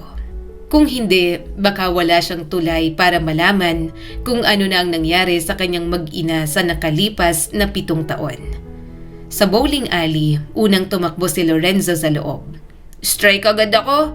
Habang naghahanda ang bata, naupo si Emilio sa tabi ni Rafael. Pinagmasdan nila ang batang marunong na talagang maglaro. Pambata naman talaga ang lugar, kaya may mga ibang bata rin na naglalaro doon. Tinawagan ko si Riniela kanina. Bungad agad ni Rafael. Nanikip ang dibdib niya. Anong sabi? Bakit ka raw janitor? Nakita ka pala niya. Gulat na gulat siya. Ako ang tinanong niya kasi alam niyang may connection pa tayong dalawa. Wala naman akong maisagot kasi hindi ko naman alam na nagpapaka-janitor ka na pala sa school. Tumawa pa si Rafael. Napakamot siya sa batok. Galit ba? Hindi. Ngumisi si Rafael. Parang nagsiselos. May nabanggit na nagbababae ka lang naman daw. Napangiti agad si Emilio na parang timang. Talaga? Nagsiselos talaga siya? Ayoko sanang mag-assume pero napansin ko siya kanina. Matagal na pero alam na alam ko kapag si Riniela ang nagsiselos. Tumaas ang mga kilay ni Rafael. Ganun lang yon. Tinatanggi ka niya pero nararamdaman namin ni Tita Geneva na may pakialam pa siya sa'yo. Hindi siya agad nakasagot. Gusto niyang maniwala na may pakialam pa nga si Riniela. Subalit ayaw niyang paasahin ang kanyang sarili hanggat hindi niya yon nakikita mismo sa asawa niya. Sa kabilang lane, tumama sa gutter ang bola ni Lorenzo. Phil! Reklamo ng bata. Tumayo si Emilio at lumapit. Hawa ka dito. Dahan-dahan lang. Hindi lakas ang kailangan. Kontrol dapat. Tumango si Lorenzo. Sa sumunod na tira, tumumba ang karamihan sa pins. Yes! Sigaw nito, sabay yakap sa kanya. Naniga siya sandali bago gumanti ng yakap. Napangiti siya sa yakap na yon. Miss na miss niya na ang kanyang anak. Bigla tuloy nag-init sa luha ang mga mata ni Emilio. Habang naglalaro sa arcade si Lorenzo, bumalik ulit siya sa tabi ni Rafael. Titigil na ako bilang janitor, bigla niyang sabi. Talaga? Taas kilay ni Rafael. Hindi ko gusto ang eksenang nakita niya kanina. Ayokong isipin ni Lorenzo na ganun ako. Tama nga naman sa Riniela. Tumango si Rafael. Pero hindi ka rin pwedeng basta-basta mawala. Paano mo sila susuyuin? Single mother pa naman ang pakilala ni Riniela sa lahat. Kumunot ang noo ni Emilio. Single mother. Ibig sabihin, iisipin ng mga lalaki na available ang asawa niya. Bigla tuloy siyang ng problema. Sumandal si Rafael sa upuan. Mag-apply ka na lang bilang driver. Maging driver ka ng mag-ina. Hatid sundo, grocery. Kung san-san sila pupunta since kababalik nga lang namin dito sa Manila. Araw-araw mo silang makikita. Kapag bakasyon lang kami, umuuwi ng Punta Guarda. Lumipat kami rito simula nang mag-school na si Lorenzo. Natahimik si Emilio. Kung magiging driver siya, mapapalapit siya lalo sa dalawa. Gayunpaman, magiging komportable kaya ang kanyang mag-ina? Papayag ba siya? Tanong ni Emilio. Baka magalit siya at mailang. Napabuntong hininga si Rafael. Kung ako magsasalita, oo. Alam mo kung bakit? Kasi kahit anong deny niya, lumakas ang loob mo dahil may nakita ka. Tama ka. May nararamdaman pa siya. Ramdam din namin. Saka pareho lang kayong naduduwag na harapin ang nakaraan. Pareho kayong nasaktan. Kumuyom ang kamao ni Emilio. Hindi ako umaasa ng sobra. Basta mapatawad niya lang ako at hayaang makasama sila. Pero inaamin ko rin na may parte pa rin sa akin na matanggap niya ulit bilang asawa niya. Haligi ng tahanan nila at ama ng anak namin. Na once and for all, kalimutan niyang Cervantes ako. Kasi sa totoo lang, wala akong pamilya. Hindi ko na sila tinuturing na pamilya. Sila lang ni Lorenzo ang pamilya ko. Sila lang. Tinapik ni Rafael ang likod niya. At para sa akin, pamilya ka na rin namin. Ilang henerasyon na hindi nagkatuluyan ng mga Alvarado at Cervantes na para bang may sumpang mga pamilya natin sa isa't isa. Pero ngayon, pakiramdam ko, putol na lahat ng yon dahil minsan na kayong nagmahalan ng kapatid ko. Umaasa ako na sa inyo na matapos. Umaasa ka pa rin pero gawin mo ang lahat. Patunayan mo na kayo ang para sa isa't isa. Na sa kabila ng galit, kaya nyo pa rin magmahal. Tahimik siyang napangiti. Kay Lorenzo pa lang, malaking pagbabago nang nangyari. Sa wakas, may ugnayan ng Cervantes at Alvarado. Gayunpaman, malalim ang sugat ng nakaraan na nagmula pa sa mga nauna nilang angkan. Kaya naiintindihan ni Emilio na mahirap magpatawad ng ganoon kadali. Open na siya na ipakilala ka kay Lorenzo, dagdag pa ni Rafael. Pero kailangan niya ng panahon at seguridad sa sarili niya na pwede ka ng pagkatiwalaan. Hindi ko siya pipilitin. Palagi ko naman siyang naiintindihan. Saglit silang natahimik habang pinapanood si Lorenzo na tumatawa sa harap ng racing game. 7 taon, bulong ni Emilio. 7 taon akong wala sa buhay niya. Gagawin ko lahat para makabawi kapag binigyan ako ng pagkakataon na Riniela. Pagkatapos ng laro, kumain sila sa labas. Habang pauwi sila sa sasakyan, hinawakan ni Lorenzo ang kamay niya. Friend? Napangiti ito. Ang saya mo po palang kasama? Napangiti rin siya. Masaya rin ako kasi kasama kita. Nakakasama na kita. Araw-araw na presensya ang ibibigay ni Emilio sa kanyang mag-ina. Bibigyan niya ang mga ito ng tahimik na pag-aalaga. Maagang pumasok si Emilio sa school ng araw na yon. Nasa faculty lounge si Janet. Nakapamewang, may hawak na kape, at gaya ng dati ay may ngiting parang may binabalak na naman. Oh, aga mo yata, bati nito. Sinusuri ang itsura niya. Sadya mo ba ako? Lumapit siya at inabot ang papel. Titigil na ako. Napakunot ang noon nito. Bakit? May ibang trabaho na akong tatanggapin. Driver naman ang gusto ko. Driver nang? Naningkit ang mga mata nito. Ano bang trip mo sa buhay? You're multi-millionaire tycoon. Tapos, kung ano-anong pinapasok mong trabaho, huwag mong sabihing silang dahilan. Hindi siya sumagot. Hindi na kailangang malaman ng ibang tao yon. Napabusangot si Janet. Grabe ka. You are so unbelievable. Pwede ka namang hindi umalis. You know, bigyan mo naman ako ng farewell memory. Binigyan kita ng pabor, baka naman bigyan mo rin ako. Pwede pa tayong... Hindi na niya hinintay matapos. Hindi, may asawa na ako, Janet. Tigilan mo na to. Ayoko may ibang naiisip ang asawa ko tungkol sa atin. Sandaling nanahimik si Janet bago ngumisi ng pilit. Fine, bahala ka. Pero kapag nagsawa ka, pwede kang bumalik. Nandito lang naman ako. Napailing na lang siya at iniwan itong nakatayo roon. Nang sumapit ang hapon, nakatayo siya sa harap ng gate ng school. Ngayon ay may hawak ng susi ng kotse. Nilipat niya na ang mga gamit niya sa bahay ng mga Alvarado. Kaya ngayon, gagawin niya na ang kanyang trabaho. Paglabas ng mga estudyante, agad niyang nakita ang pamilyar na ulo ng anak niya. Nanlaki ang mga mata nito nang makita siya sa tabi ng sasakyan. Friend, hindi niya napigilang ngumiti. Good afternoon, sir. Tumakbo ito papalapit. Bakit sir ang tawag mo sa akin, friend? Bakit ka may susi? Nasaan si Kuya Mark? May bagong driver na. Sagot niya at binuksan ang pinto sa likod. Sakay na. Saglit na natigilan ng bata bago tuluyang umiti. Ikaw? Ikaw ang driver namin? Tumawa siya. Kung papayag ka. Siyempre friend, ibig sabihin sa bahay ka na nakatira. Kasi kapag po driver namin, sa bahay nakatira. Tumango agad si Emilio. Sumakay ito na parang nanalo sa loto. Habang umaandar ang sasakyan, hindi mapigilan ni Lorenzo ang pagdaldal. Pangarap niya lang yon noon, pero ngayon, ginagawa niya na ang maghatid sundo sa kanyang anak. Alam mo ba, may spelling test kami kanina. Perfect ako, tapos si Ken nagkamali sa elephant. Very good, sagot ni Emilio, pilit pinapakalma ang sarili sa kakaibang saya. Ilang minuto pa, nakarating sila sa bahay. Pagpasok nila, sinalubong sila ng yaya ng bata. Sir Lorenzo, napahinto ito nang makita siya. Ay, ikaw po ang bagong driver. Nakita niya ang pagkamangha sa mukha nito. Talaga? Bagong driver ka?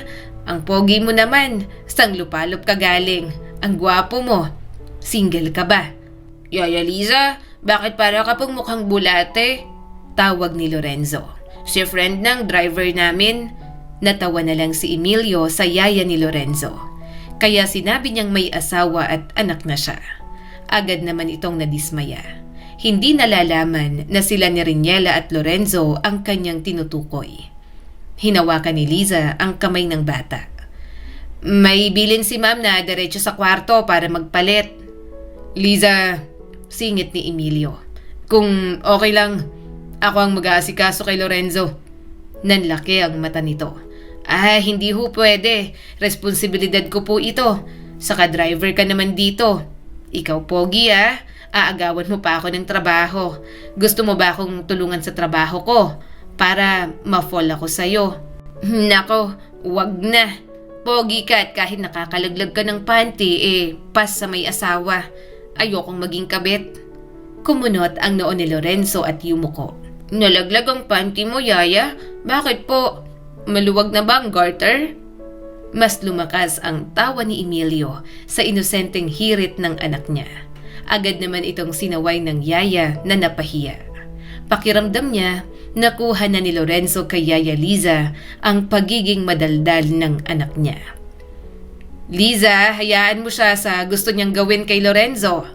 Biglang saad ni Geneva. Napalingon silang lahat. Nasa may hagdan si Geneva. Agad itong sinalubong ni Lorenzo at niyakap. Lola! Lumabas din si Rafael mula sa kusina. May hawak pang baso ng tubig. Driver siya ni na Lorenzo at Riniela. At may tiwala ako sa kanya. Napatingin sa kanya ang yaya bago dahan-dahan tumango. Sige ho. Huminga siya ng maluwag. Halika na Lorenzo. Sabi niya kay Lorenzo. Ako nang mag-aasikaso sa'yo. Sa kwarto ng bata, tinulungan niya itong magpalit ng damit, maglinis ng katawan at pagkatapos, sinamahan niya rin itong gumawa ng mga assignments. Siya na rin ang bumaba para kumuha sa kusina ng merienda nito. Friend, may anak ka po pala? Tanong ni Lorenzo habang kumakain ng turon at sinasawsaw sa Bear Brand powder. Tinanggal niya ang amos nito. Oo, may anak ako. Talaga? Inosenteng tanong ni Lorenzo. Nasaan po siya? Nasa malayo. Hindi ko kasi mapuntahan. Saka hindi niya pa alam na ako ang papa niya. Matagal kasi akong nawalay sa kanya. Pagkatapos ng homework, naglaro sila sa sala. Mahilig pala sa building blocks ang anak nila ni Riniela at pati na rin sa kotse-kotsehan. Talo ka na naman, tawa ni Lorenzo. Hindi pa tapos ang race, sagot niya habang nakadapa sa carpet. Wala pa si Riniela roon. Mamaya pa ito uuwi sa pagkakaalam niya mula sa business trip nito. Wala pa rin nagsasabi na siya na ang bagong driver ng mga ito. Napagod din sila kalauna ng anak niya. Humiga si Lorenzo sa sofa habang nakasandal sa kanyang braso. Bala kasi nitong hintayin sa Riniela na pauwi na mamaya. Friend, tawag ni Lorenzo. Napangiti ito. Masaya po ako na ikaw ang driver po namin. Hindi ka alis, di ba? Nanikip ang dibdib niya. Hindi ako alis. Pipilitin ko na manatili sa tabi niyo palagi. Humikab ang anak niya. Sana, ikaw na lang po ang papa ko. Nangilid ang kanyang mga luha. Sa isip ni Emilio, hindi na kailangan humiling ng kanyang anak. Siya naman talaga ang tatay nito. Sa pagod ng araw, Hindi niya namalayang nakapikit na siya. Nagising na lang si Emilio nang may marahang pagdampi ng tela sa balikat niya. May nagtakip ng kumot sa kanila at naramdaman niyang may tumititig. Pagmulat niya ng mata, naroon si Riniela. Nakatayo sa harap ng sofa. Nakasuot ng dress mula sa biyahe. Nagkatitigan sila. Napangiti siya kaagad, sumimangot naman ito. "Anong ginagawa mo dito?" Mahina ang boses ni Riniela para hindi magising ang bata. "Hinintay ka namin ng anak natin. Napagod kami pareho ng anak mo, nakatulog. Saka driver niyo na ako." Ngumisi si Emilio kahit medyo inaantok pa. Tumayo siya agad, maingat na hindi magising si Lorenzo. "Pasensya na." Dahan-dahan niyang binuhat ang bata. Sandaling nagtagpo ang mga mata nila ni Riniela habang nasa pagitan nila ang anak nila.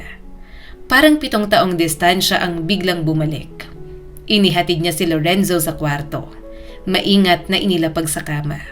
Hinaplos sandali ang buhok nito bago lumabas. Nasa sala pa rin si Riniela at nakapamewang. "Driver? Nung isang araw, janitor ka sa school. Ngayon, bigla kang naging driver namin? Si Rafael ang nagpasok sa'yo dito, no?" Oo. Pumayag din si Tita Geneva." Lumapit siya ng kaunti, pero may distansya pa rin. "Hindi ako nandito para guluhin ka." "Talaga?" Umirap ito. "Janitor ka kahapon, driver ka ngayon. Ano bukas?" "Kung anong kailangan ng anak ko at kailangan mo. Kahit ano pa yan, basta may ganap ako sa mga buhay nyo, sapat na sa akin. Hindi mo kailangan magpanggap. Alam kong galit ka pa rin." Medyo humupa ng galit ko. Mariin itong sagot. "Kung ano man ang dahilan ng pakikitungo ko sa'yo, yun ay dahil maingat na ako mula nang lokohin mo." Tumango si Emilio. "Tama ka. Maging maingat ka dapat. Pasensya ka na kung ginawa ko to. Sabi ko, sapat na sa akin na mapatawad mo. Pero ang hirap hindi maghangad ng masigit, lalo na kung nakikita ko kayong dalawa. Sawa na akong tumingin mula sa malayo. Sana napagbayaran ko na lahat ng kasalanan ko sa 7 taon na nasa bilangguan ako." Napakurap ito. "Hindi ka ba natatakot? Na baka hindi kita patawarin?" "Natakot na ako ng 7 taon. Natakot ako dahil alam ko at naramdaman ko ang tindi ng galit mo. Gusto mo na nga akong patayin, diba? Pero ngayon, kahit ikaw ang humatol ng kamatayan ko, tatanggapin ko, Riniela. Hindi na ako tatakbo ngayon. Haharapin ko na lahat. Basta kahit kaunti, maranasan kong kasama kayo." Napabuntong hininga ito. "Driver ka namin, hanggang doon ka lang." "Hanggang doon lang." Walang biglang pagpapakilala, walang pag-angkin. "Hintayin mo ako na ipakilala kita kay Lorenzo." Umiling agad si Emilio. "Hindi ako nagmamadali." Nagtagpo ang mga mata nila. Humakbang palayo sa Riniela. Pero bago tuluyang umakyat sa hagdan, huminto ito. "Hindi ko pa sinasabing tinatanggap kita. Pero gusto kong malaman mo na kaya ko nang magpatawad." Nangilid ang mga luha ni Emilio. "Salamat." Umakyat na si Riniela at naiwan siyang mag-isa sa sala. Okay lang kahit bilang driver, kahit bilang ama na naghihintay. Alam ni Emilio ang bili niya sa sarili. Huwag maging mapangahas. Huwag mag-angkin, huwag magwala kapag pakiramdam niya may ibang lalaking pumapalit sa pwesto na matagal na niyang nawala. Paulit-ulit niyang sinasabi yun sa sarili tuwing umaga habang pinapainit ang makina ng sasakyan. Pero hindi niya alam na susubukin agad ang disiplina niya. Isang Sabado, walang pasok si Lorenzo. Maaga siyang nagising. Inihanda ang almusal ng bata kahit na may ibang pwedeng gumawa. Tinuruan itong magluto ng scrambled egg habang nakatayo sa maliit na step stool. "Driver ka po pero marunong kang magluto," natatawang sabi ni Lorenzo. "Marami akong pwedeng gawin," sagot niya. "At ikaw din, marami kang pwedeng matutunan kahit may mga kasambahay kayo rito." Mula sa hagdan, bumaba si Riniela. Nakasuot ng office dress na simple pero eleganteng tingnan. Kahit wala itong pasok na hatid para kay Lorenzo, siya pa rin dapat ang maghahatid kay Riniela sa opisina. "Good morning," bati ni Emilio ng maayos. Tumango lang ito. "Good morning." Tahimik ang agahan. Hindi awkward pero hindi rin komportable. Pagkatapos kumain, tumayo na si Emilio. Handa ko ng sasakyan. Hindi kailangan. Napahinto siya. Ako ang maghahatid sa'yo. Umiling si Reniela. May susundo sa akin. Parang may malamig na tubig na ibinuhos sa ulo ni Emilio. Sino? Saglit itong nag-atubili bago diretso siyang tiningnan. May nanliligaw sa akin. Siya ang minsang sumusundo at naghahatid sa akin kapag may time para naman makapag-banding kami. Lumipas ang ilang segundo. Pinilit niyang panatilihin ang mukha niyang walang emosyon. Hindi mo naman sinabi na may iba pala na susundo sa'yo. Hindi ko naman kailangan magpaalam sa'yo. Dagdag ni Reniela na parang depensa nito ang mga salitang yon. Ilang sandali pa, narinig niya ang busina sa labas. Lumapit siya sa bintana. Isang lalaking nakasuot ng long sleeves polo ang nandoon. Malinis tingnan at may dalang bouquet ng red roses. Epal, bulong niya sa sarili bago agad inayos ang mukha. Friend? Tanong ni Lorenzo. Sino yon? Manliligaw ng mama mo. Pumapayag ka dyan? Tanong niya sa bata na parang kumukuha ng kakampi. Ngumuso ang anak niya. Okay lang naman po, wala naman pong asawa si mama. Mabait po si Tito Harry. Sabi po ni Yaya, mas maganda raw po na may asawa raw po si mama para masaya siya. Sunod-sunod ang mga mura sa utak ni Emilio. Nais niyang ipagsigawan na hindi na kailangan ng ibang asawa. Nandoon naman siya. Pero hindi pa alam ni Lorenzo lahat kaya nakasimangot na lang siyang tumingin kay Reniela. Tinaasan lang siya nito ng kilay na para bang isang salita niya lang na hindi nito nagustuhan. Sisipain na siya palabas ng bahay. Kaya tiniis niya at nanahimik na lang. Lumabas si Reniela. Kitang-kita niya na binuksan ng epal na si Harry ang pinto ng kotse para dito. May sinabi ito at tumawa si Reniela. Ang sweet talaga, bagay na bagay. Kinilig na parang uod si Yaya Liza. Hindi ba? Bagay sila, baby. Nagkibit balikat ang anak niyang si Lorenzo. Okay lang po, Yaya. Anong sinabi at ganyan ka makatawa, Reniela? Bulong-bulong ni Emilio at napahawak pa sa bintana. Parang si Rapunzel na ginawang bilanggo sa tore at may katabing tiyanak na anak. Oo, tiyanak muna si Lorenzo dahil mas gusto na may ibang asawa ang mama nito. Tapos si Yaya Liza naman ang mangkukulam dahil sobrang supportive kay Reniela para kay Harry. Buong umaga, pilit niyang inalis ang selos na lumalamon sa kanya. Tinuruan niya na lang si Lorenzong magbike sa loob ng village. Nakipaglaro, nanood ng cartoons. Pero tuwing tatahimik ang paligid, bumabalik ang eksena sa isip niya. Tuwang-tuwa sa bukay ng lalaking yun. Kapag ako, flower farm ang ibibigay ko. Patawa-tawa sa kanya. Kapag sa akin, laging nakasimangot. Kapag sa kanya, ang lambing ng titig. Kapag sa akin, laging naiirita. Napatingin sa kanya si Lorenzo na kumakain ng mansanas. Friend, bakit parang galit ka po? Mabilis niyang nilunok ang kinagat na mansanas. Sinong mas gwapo sa amin ang manliligaw ng mama mo?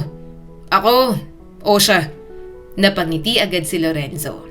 Siyempre, ikaw my friend. Ngumisi agad siya at nakipag-appear sa anak. Yan, gusto ko yan. Ganyan dapat ang sagutan. Hindi ka na tiyanak. Tiyanak, my friend? Tinawanan niya lang yon. Ibig sabihin nun, cute. Hindi ka na tiyanak kasi pogi ka na katulad ko. Tumawa ang anak niya. Nakipagdaldala na lang siya kay Lorenzo. Wala naman siyang ibang magagawa. Hindi naman siya pwedeng mang-istorbo sa trabaho ni Reniela. Friend? Maya-maya ay tanong ng kanyang anak. Okay ka lang po ba? Parang malungkot ka po kanina. Kapag malungkot ako, yakap lang ni mama, okay na. Napangiti siya ng pilit. Swerte mo naman.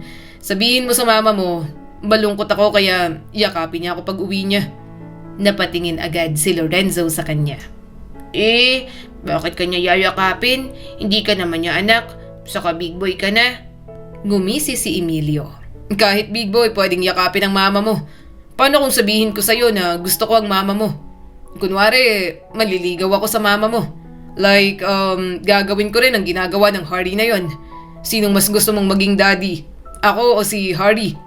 Napangiti ulit ang kanyang anak. Siyempre, ikaw my friend. Gusto po kitang maging papa. Pero kung sinong gusto ni mama, okay lang po sa akin.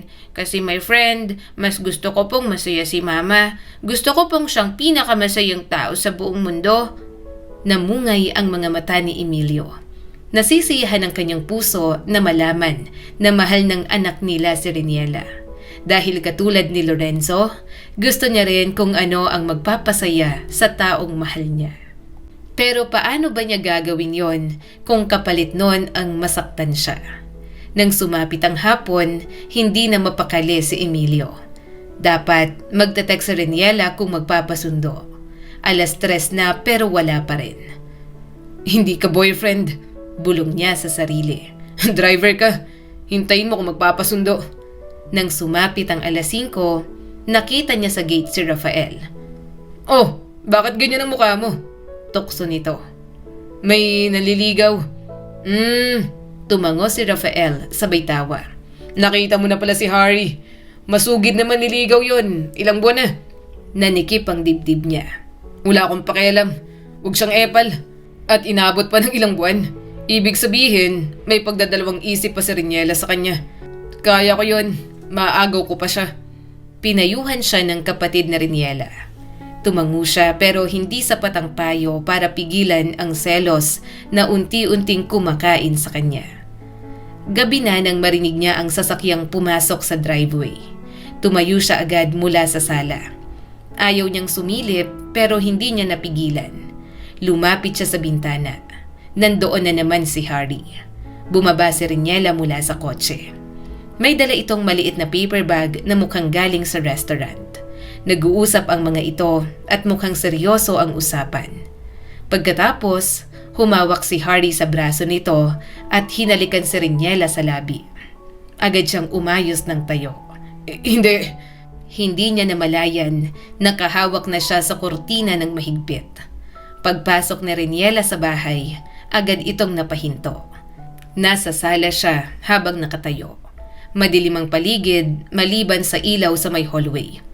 Bakit gising ka pa? Tanong nito. Pilit na kumalma si Emilio. Hinintay kita. Hindi ka man lang nag-text na susunduin kita. Siya pala ulit ang susundo sa'yo.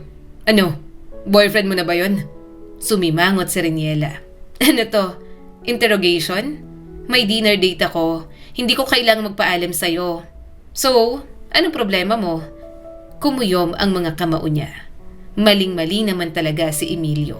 Simula noon hanggang ngayon, hindi niya pa rin kayang pigilan ang kanyang sarili. Hindi niya kayang awatin ang selos na nararamdaman. Kapag alam niyang naaagaw na ng iba si Reniela, hindi na niya napigilan. Hindi ko kaya, Reniela. Napatitig ito. Ano? Gumaralgal ang boses ni Emilio. Hindi ko kayang makita ka na may ibang lalaki naghahatid sa'yo. Na hinahalikan ka. Hindi ko kayang tumayo lang rito na maagaw ka ng iba. Napanoorin kang magmahal ng iba. Excuse me? Mahinang tanong nito. Halos sumabog na siya at mabilis ang paghinga. 7 taon ako nagtiis. 7 taon ako nagbayad. Pero hindi ibig sabihin, wala na akong nararamdaman. Nanlaki ang mga mata ni Reniela. Wala kang karapatan.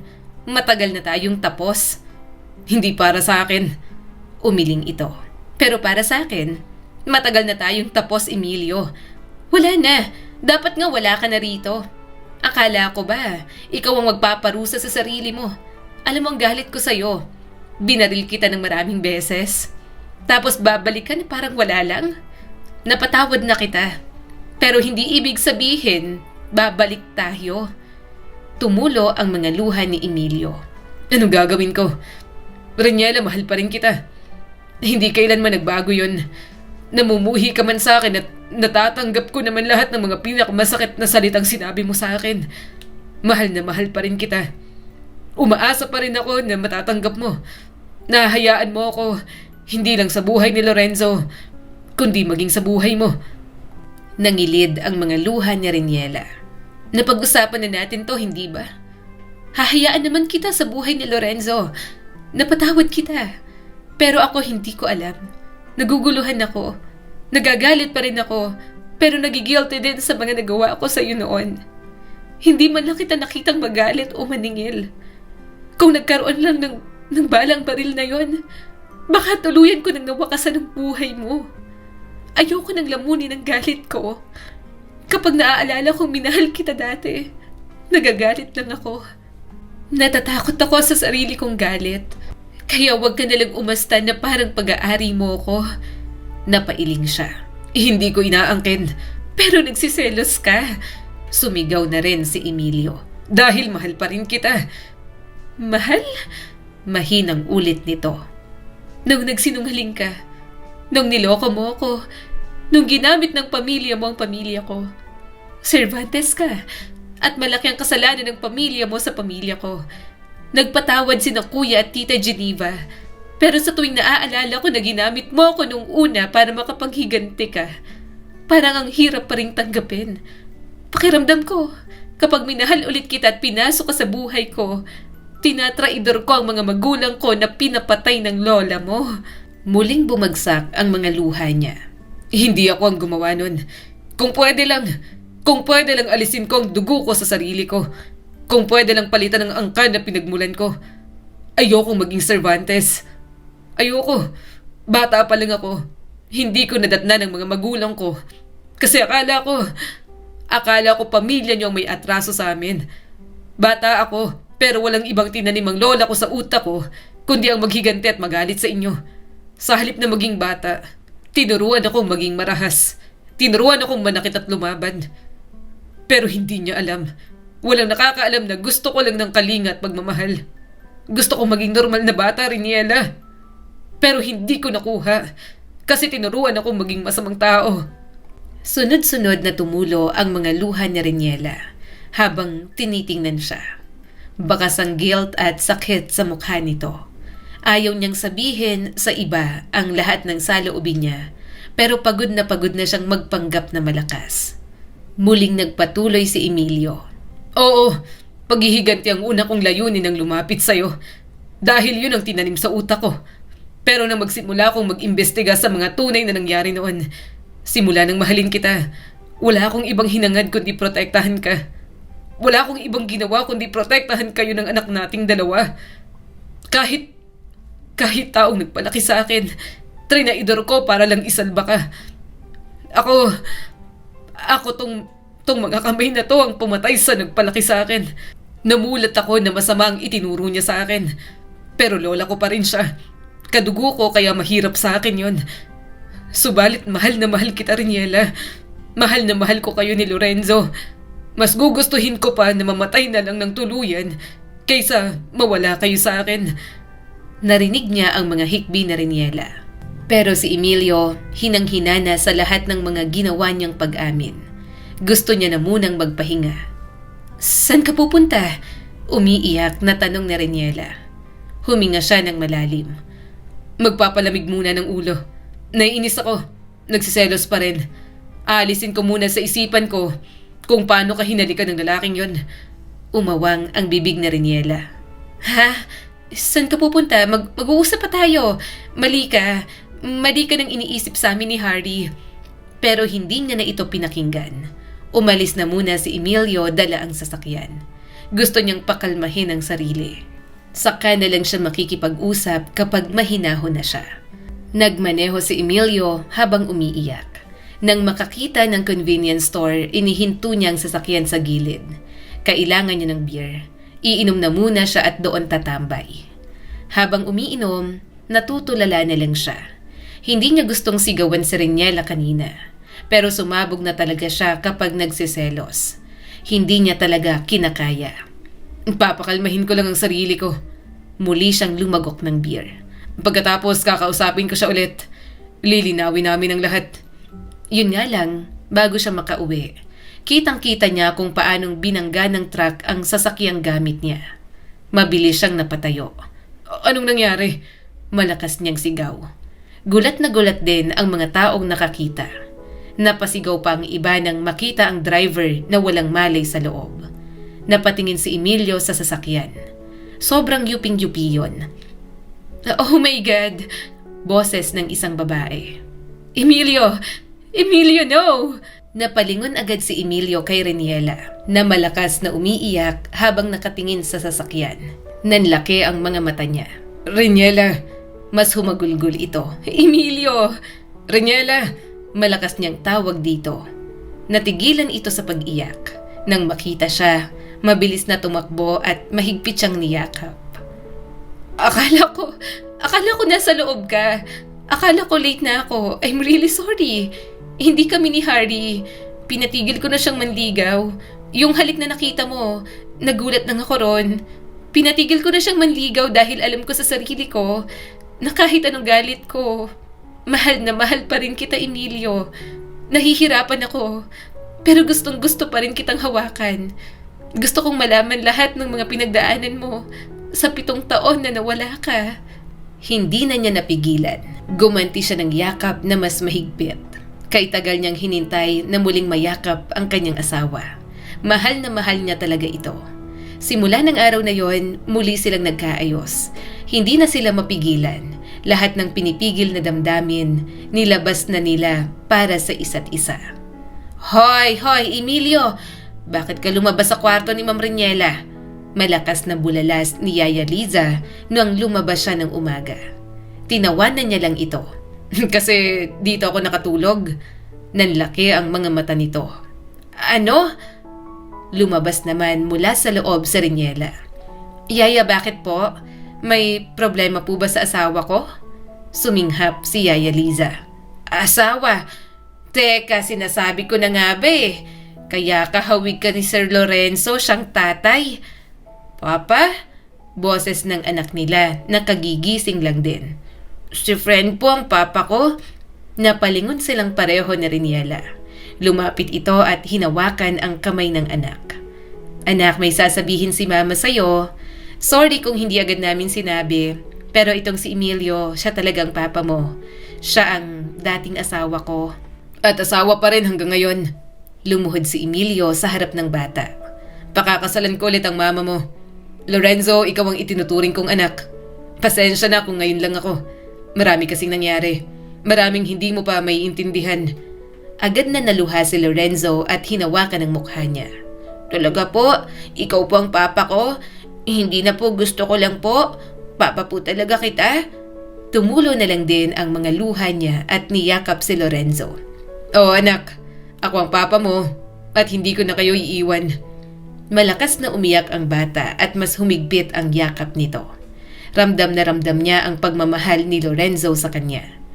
Nang nakita niya si Reniela, sinama niya na rin ito sa yakap. Sa wakas, kapiling niya na muli ang kanyang mag-ina. Ang kwentong ito ay nagpapaalala sa atin na ang tunay na pagmamahal ay may kasamang pananagutan at pagbabago. Ipinapakita rin ito na ang pagpapatawad ay hindi minamadali, kundi hinahayaang maghilom sa tamang panahon. Sa huli, may pag-asa pa rin para sa pusong handang umamin, matuto at magsimulang muli.